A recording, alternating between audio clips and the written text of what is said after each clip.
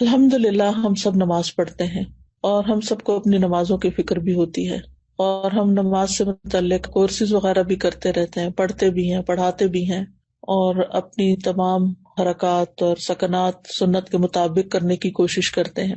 لیکن نماز کا ایک ظاہری پہلو ہے اور ایک اس کا روحانی یا باطنی پہلو ہے۔ کوئی عمل اسی وقت درست ہوتا ہے جب اس کے یہ دونوں پہلو جو ہیں وہ درست ہوں۔ ایک یہ کہ انسان کے عمل میں اخلاص ہو، اللہ کی خاطر کرنے والا، اور دوسرا یہ کہ ظاہری عمل جو ہے وہ سنت کے مطابق ہو۔ اخلاص کا تعلق ہمارے دل سے ہے اور ہماری نیت سے ہے، اور سنت کا تعلق ہمارے ظاہری اعمال سے ہے۔ تو الحمدللہ ہم سب نے کوشش کر کے، محنت کر کے اپنی نمازیں جو ہیں وہ سنت کے مطابق کرنے کی کوشش کی ہے۔ اپنا قیام، اپنا رکوع، اپنے سجود، ان تمام چیزوں کو بہترین سے بہترین کرنے کی کوشش کرتے رہتے ہیں۔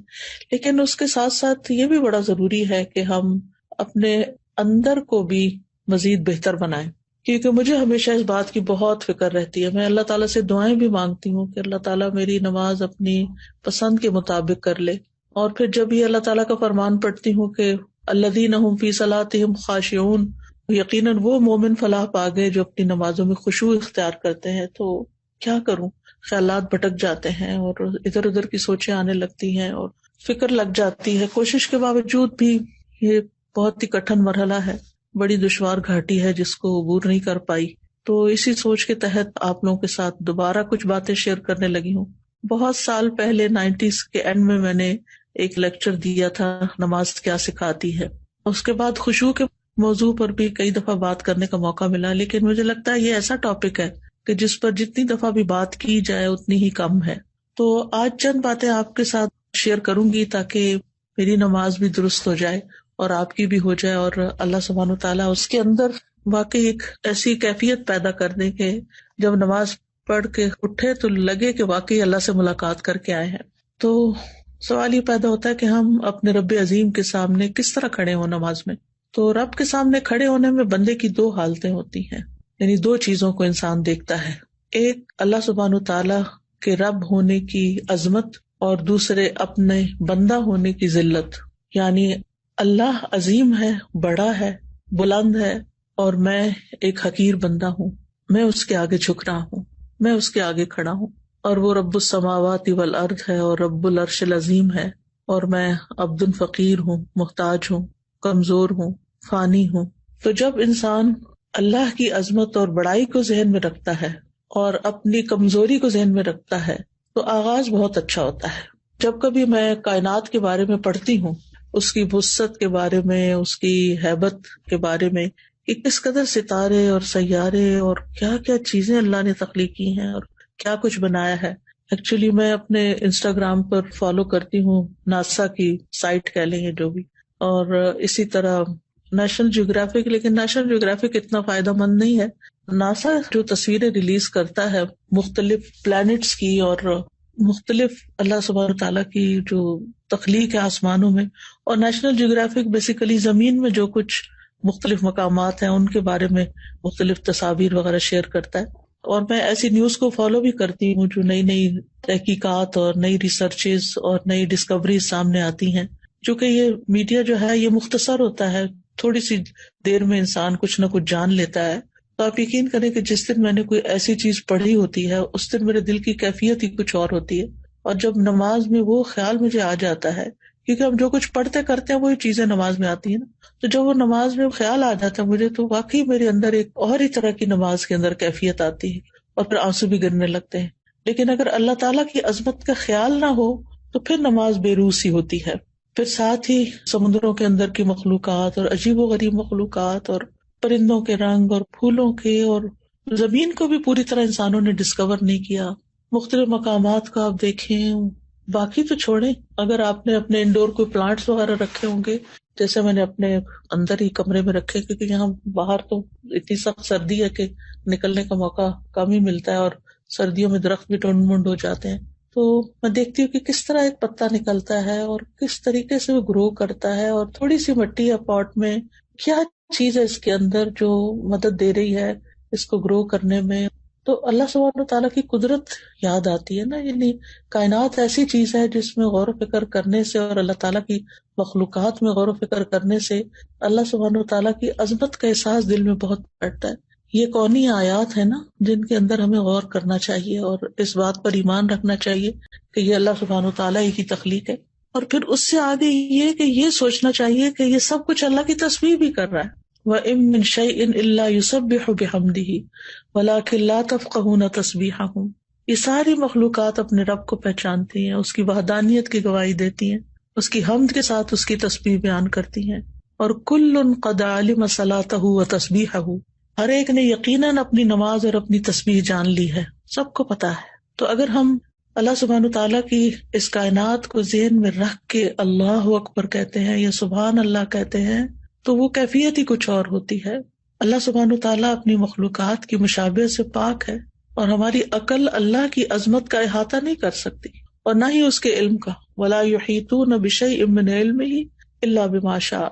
اور احسان کے درجے میں نماز پڑھنا ایسا ہے نا کہ جیسے آپ اللہ تعالیٰ کو دیکھ رہے ہوں. ہم دیکھ تو نہیں سکتے لیکن ایک احساس ہی ہے نا یہ، ورنہ وہ تو ہمیں دیکھ ہی رہا ہے. اور پھر اس بات کو بھی ہمیں سوچنا چاہیے کہ اللہ سبحانہ تعالیٰ اس بات سے بڑا ہے کہ مخلوقات اس کا حق ادا کرے.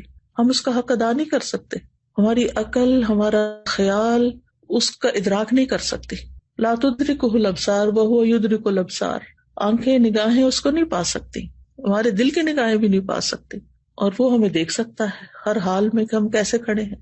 تو بہرحال ہم ہیں تو اس بات سے قاصر کہ ہم اللہ کی بڑائی کا صحیح معنوں میں حق ادا کریں اور احساس کریں.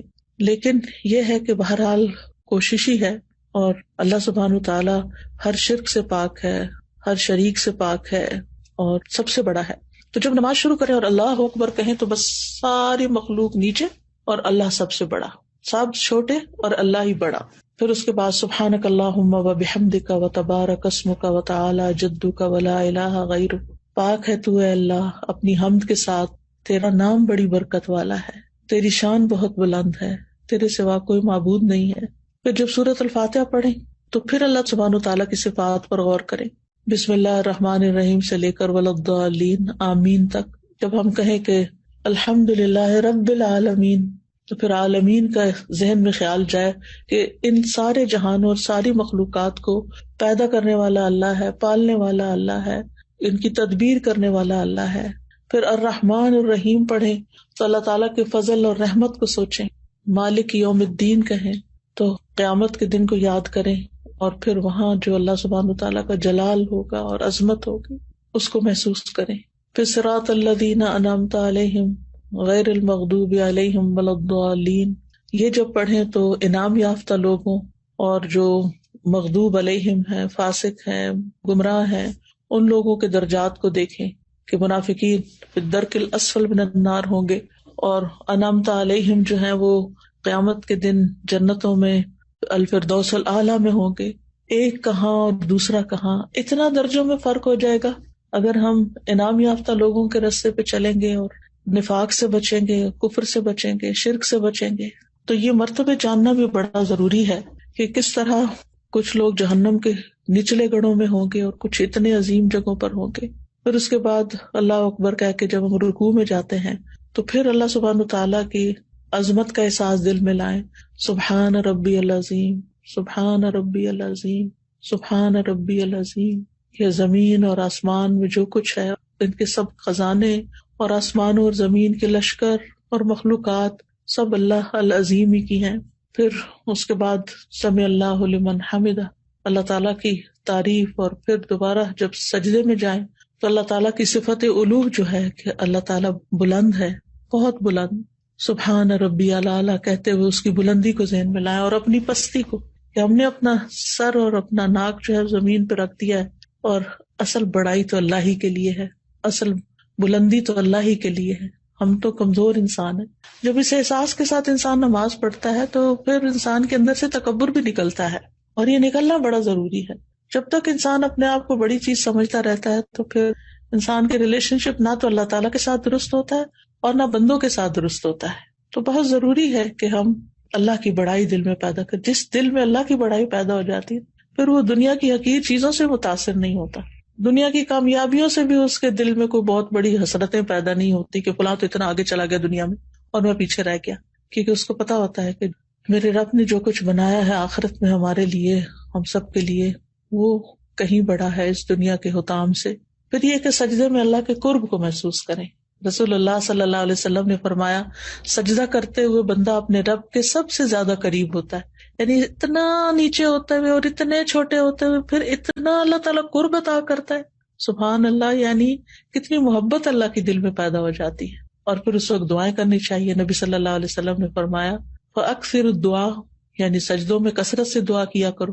پھر اسی طرح دوسری رکعت اور پھر تشہد میں اپنے گھٹنے زمین پہ رکھ کے انسان جب بیٹھتا ہے عاجزی کے ساتھ، تو بہت بڑے بادشاہ کے سامنے ہم بیٹھے ہوتے ہیں۔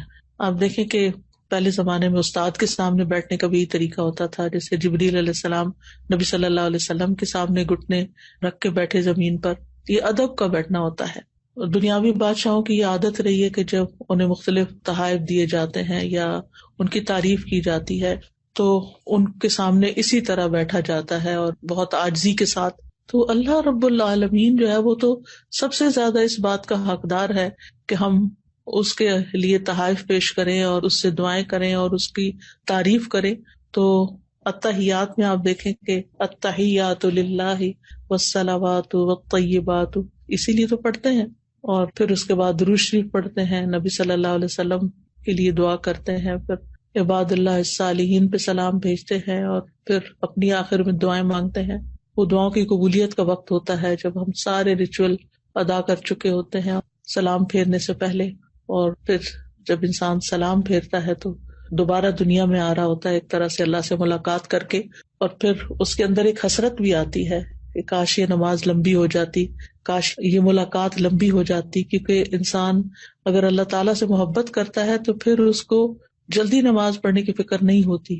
یہ جو ہم جلد بازی کرتے ہیں نا، جیسے قید میں کسی نے باندھ دیا ہو اور پھر اٹھ جاتے ہیں ایک دم سلام پھیر کے، بعض لوگ تو جیسے بچے کر رہے ہوتے ہیں کہ ابھی لیفٹ سائڈ پہ وہ موڑ رہے ہوتے ہیں تو اپنے گھٹنے اٹھا لیتے ہیں اور کھڑے ہونے بھی شروع کر دیتے ہیں۔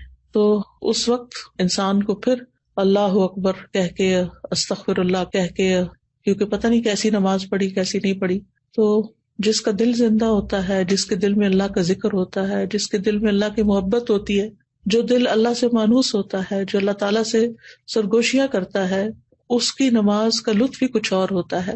اور نبی صلی اللہ علیہ وسلم اسی لیے فرمایا کرتے تھے جب دنیا کے کاموں سے تھک جاتے تھے کہ اقیم الصلاۃ یا بلال ارحنا بہا، بلال اقامت کو اذان دو تاکہ ہم راحت پائیں۔ تو نماز دراصل ہمیں راحت پہنچانے کا ذریعہ، اور آپ اس کو محسوس کر سکتے ہیں۔ اگر آپ واقعی اس کا حق ادا کرتے ہوئے نماز پڑھیں تو آپ کو یوں محسوس ہوگا کہ جیسے آپ کی تھکاوٹ اتر گئی۔ فزیکلی بھی انسان اوپر نیچے ہوتا ہے، رکوع اور سجدہ جم کے کرتا ہے اور پھر صحیح معنوں میں دعا بھی کرتا ہے۔ تو آپ اس کا ایکسپیرینس کریں گے اور کیا بھی ہوگا کہ کس طرح آپ ریلیکس ہو کے اٹھتے ہیں اور آپ کی ایک نرشمنٹ ہو چکی ہوتی ہے، اور روحانی طور پر بھی آپ اسٹرانگ ہوتے ہیں، فزیکلی بھی آپ ایکٹیو ہو جاتے ہیں، اور ایک عجب خوشی لے کے آپ اٹھتے ہیں جیسے آپ نے سارے بوجھ اتار دیے۔ اور یہ بھی ایک حقیقت ہے کہ جب انسان رکوع اور سجدہ کرتا ہے تو اس کے گناہ اس کے کمر پہ لا کے رکھ دیے جاتے ہیں، اور پھر وہ اٹھتا ہے تو وہ گر چکے ہوتے ہیں، تو نماز کے بعد وہ گناہوں سے پاک ہو چکا ہوتا ہے۔ تو اللہ سبحانہ وتعالیٰ سے دعا ہے کہ ہمیں اللہ تعالیٰ نمازوں کا حق ادا کرنے کی توفیق دے، اور جو باتیں ہم نے کی ہیں ہمارے عمل میں لے آئے۔ اللہ سبحانہ وتعالیٰ ہمیں اپنے مخلص بندوں میں شامل کرے، ان لوگوں میں جن سے اللہ تعالیٰ محبت کرتا ہے، اور ہماری نمازوں کو واقعی اللہ تعالیٰ ایسی نمازیں بنا دے کہ جو ہمارے حق میں حجت ہوں، ہمارے خلاف حجت نہ ہو۔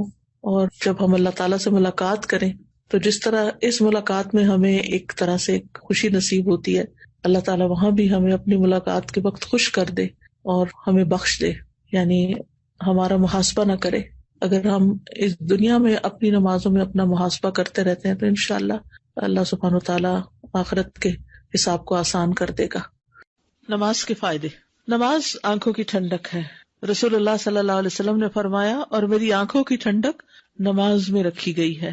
ابن القیم کہتے ہیں، مقصد یہ ہے کہ جس چیز کے ساتھ آنکھ ٹھنڈک محسوس کرتی ہے اس کا رتبہ اس چیز کی نسبت اونچا اور بلند ہوتا ہے جس سے انسان محبت کرتا ہے۔ تو اس دنیا میں نماز اللہ سے محبت کرنے والوں کی آنکھوں کی ٹھنڈک ہے، کیونکہ اس میں ایسی ہستی کے ساتھ سرگوشی کا معاملہ ہے کہ آنکھیں ٹھنڈی نہیں ہوتی، دل پرسکون نہیں ہوتے، اور نفسوں کو سکون نہیں ملتا مگر اسی کی بارگاہ میں. یعنی جب تک نماز نہ پڑھ لے چین نہیں آتا، سکون نہیں آتا، اور وہ اس کے ذکر سے ہی خوشحال ہوتے ہیں اور اس کے لیے عاجزی اور خشوع کرتے ہیں، اس کا قرب حاصل کرتے ہیں، خاص طور پر سجدے کی حالت میں. یہ وہ حالت ہے جس میں انسان اپنے رب کے سب سے زیادہ قریب ہوتا ہے. غافل کی اس ٹھنڈک سے محرومی. پھر وہ کہتے ہیں کہ محبت کرنے والے کا سکون اور آنکھوں کی ٹھنڈک نماز میں ہے، اور جو غافل اور روح گرداں ہے اسے اس بات سے کچھ حصہ نہیں ملتا، بلکہ اس کے لیے نماز مشکل اور گراں عمل ہے. جب وہ نماز میں کھڑا ہوتا ہے تو گویا وہ انگاروں پر لوٹ پوٹ رہے ہوتا ہے. استغفر اللہ. غافل نماز میں کیسا ہوتا ہے؟ گویا وہ انگاروں پہ کھڑا ہو، یہاں تک کہ اس کی جان چھوٹ جائے، اور اسے زیادہ اچھی نماز وہ لگتی ہے جو جلدی اور تیز پڑھی جائے، کیونکہ اس کی آنکھیں اس سے ٹھنڈی نہیں ہوتی اور نہ ہی دل کو اس نماز سے سکون حاصل ہوتا ہے. تو نمازی بھی دو طرح کے ہیں. اب ہمیں اپنا جائزہ لینا چاہیے کہ ہم کس میں آتے ہیں. کیا نماز ہماری بھی آنکھوں کی ٹھنڈک ہے یا نہیں؟ اور جب انسان کی آنکھ کسی چیز سے ٹھنڈی ہو اور اس کے دل کو اس سے سکون اور راحت ملے تو سب سے زیادہ مشکل چیز یہ ہے کہ وہ اس سے جدا ہو جائے. یعنی جس سے ملاقات کر کے آپ کی آنکھیں ٹھنڈی ہوں، جب وہ جانے لگتا ہے تو آپ کا دل کیسے ہوتا ہے؟ اداس ہوتا ہے. جب وہ چلا بھی جاتا ہے تو آپ اس کو مس کرتے ہیں. ایسے ہی ہوتا ہے نا. تو اب آپ سوچئے کہ جب ہم نماز سے محبت کریں گے تو ہمارا کیا دل چاہے گا کہ نماز لمبی ہو، اور جب ختم ہو جائے تو بس ختم ہو گئی. جیسے رمضان میں یہ کیفیت آتی ہے، تراویح ختم ہوتی ہے تو ہم کہتے ہیں بس ختم ہو گئی. یا حرم میں جاتے ہیں تو وہاں نماز ہوتی ہے تو کیا کہتے ہیں، تھوڑی سی قاری صاحب اور لمبی قرات کرتے ہیں تو کتنا مزہ آتا ہے. بس اتنی سی نماز. وہاں دل چاہتا ہے کہ لمبی، کیونکہ اس وقت ہم سب کچھ چھوڑ کے ایک خاص کیفیت میں ہوتے ہیں. اور رمضان میں بھی شیطان چونکہ قید ہوتا ہے تو ہم اپنے اون پر ہوتے ہیں، تو اس وقت بھی نمازیں ہماری ترجیحات میں آ جاتی ہیں. اور تکلف کرنے والا ایسا دل جو اللہ کی محبت سے اور آخرت کی محبت سے فارغ ہو اور جو دنیا کی محبت میں مبتلا ہو، اس کے لیے سب سے زیادہ مشکل کام نماز ہے. اور اسے سب سے زیادہ ناپسند نماز کا لمبا ہونا ہے، حالانکہ وہ فارغ ہوتا ہے، صحت مند ہوتا ہے، اور اسے کوئی کام بھی نہیں ہوتا، پھر بھی وہ نماز نہیں پڑھتا. نبی صلی اللہ علیہ وسلم کیا فرماتے تھے؟ یا بلال اقم الصلاۃ ارحنا بہا. اے بلال نماز قائم کرو، اقامت کہو، ہمیں اس سے راحت پہنچاؤ، ہمیں سکون پہنچاؤ. یعنی ہم دنیا کی تکلیف، تھکاوٹ، تنگی اور مشقت میں مبتلا تھے، یہاں تک کہ ہم نماز میں مصروف ہو جائیں. پھر نماز کا فائدہ کیا ہے کہ اس سے کامیابی ملتی ہے. قد افلح المؤمنون الذین هم فی صلاتهم خاشعون. یقیناً کامیاب ہو گئے وہ مومن جو اپنی نمازوں میں خشوع کرنے والے ہیں. رحمت ملتی ہے. وَأَقِیمُوا الصَّلَاةَ وَآتُوا الزَّکَاةَ وَأَطِیعُوا الرَّسُولَ لَعَلَّکُمْ تُرْحَمُونَ. نماز قائم کرو، زکوٰۃ ادا کرو اور رسول کا حکم مانو تاکہ تم رحم کیے جاؤ. نبی صلی اللہ علیہ وسلم نے فرمایا جب تم میں سے کوئی آدمی نماز کے لیے کھڑا ہوتا ہے تو رحمت اس کی طرف متوجہ ہوتی ہے، یعنی اللہ کی رحمت آتی ہے اس کی طرف. رزق ملنا. وَأْمُرْ أَهْلَكَ بِالصَّلَاةِ وَاصْطَبِرْ عَلَيْهَا لَا نَسْأَلُكَ رِزْقًا نَحْنُ نَرْزُقُكَ. اور اپنے گھر والوں کو نماز کا حکم دیجیے اور اس پہ خوب پابندی رکھیے. ہم آپ سے کسی رزق کا مطالبہ نہیں کرتے، ہم ہی آپ کو رزق دیں گے.